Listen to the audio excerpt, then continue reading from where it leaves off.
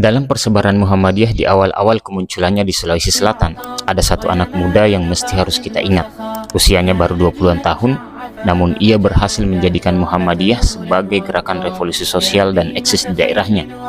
Beliau adalah anak seorang bangsawan Lakbakang yang baru saja pulang dari pengasingan orang tuanya di Sumatera Barat. Namanya Haji Andi Sewande Muntu. Sewande Muntu lahir di kampung Derua di Galesong pada tahun 1905. Ayahnya yang diasingkan bernama Ipaga Daimpali Karenta Lembayah di Selongang Padang, Kareng Lakbakang yang ke-18. Dan ibunya bernama Itala Sakarentanan cucu Mas Sewakan Daimak Bombong Kareng Galesong Matinrua Ribalak Beruna. Setelah menyelesaikan pendidikannya ke Folk School dan Fairfork School, Kareng Muntu kemudian menyusul ayahnya yang diasingkan ke Sumatera Barat karena menolak tunduk ke pemerintah Hindia Belanda.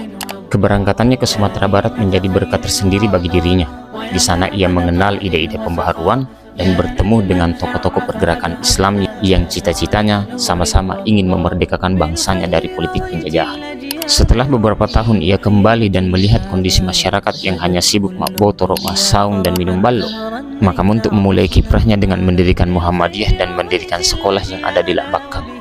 Karena untuk memulai perjuangannya lewat pendidikan karena ia sadar betul bahwa ketertinggalan bangsanya diakibatkan oleh keterbelakangan pendidikan akibat penjajahan. Setelah sukses membuka cabang Muhammadiyah di beberapa daerah, Muntu akhirnya terpilih menjadi konsul Muhammadiyah di Celebes Selatan. Lewat jabatan baru ini di Muhammadiyah, kiprahnya yang dulunya terbatas di Lakbakang akhirnya menyebar ke seluruh wilayah Celebes Selatan. Selain aktif dalam persebaran dan pengembangan Muhammadiyah, ia juga merupakan tokoh penting dalam pengembangan masyumi wilayah Sulawesi.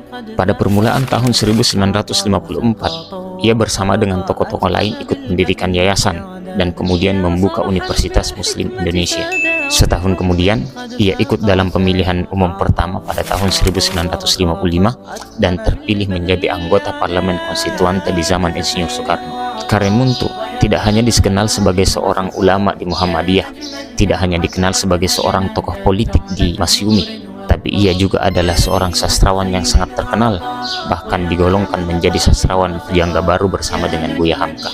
Karya-karyanya hari ini masih bisa kita baca, seperti Hikayat Syekh Yusuf, Pembalasan Karena Kerendahan Budi, Langkah dan Usaha Kami, dan beberapa obituarium yang juga masih bisa kita akses di internet. Namun, beberapa dari karya tersebut hingga hari ini juga masih tersimpan di perpustakaan di Belanda.